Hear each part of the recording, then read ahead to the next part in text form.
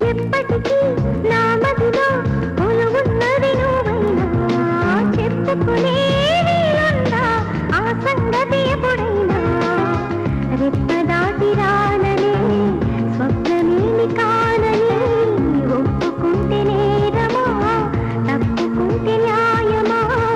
ఒక్కసారి అయినా చేయందించి ఇంత దూరాన్ని కరిగించుమా?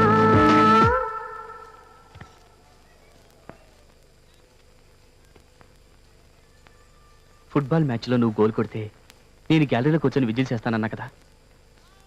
ఇప్పుడు అమృతం మెళ్ళలో నువ్వు తాళి కడితే నేను ఆశీర్వదించి అక్షింతలు వేస్తాను.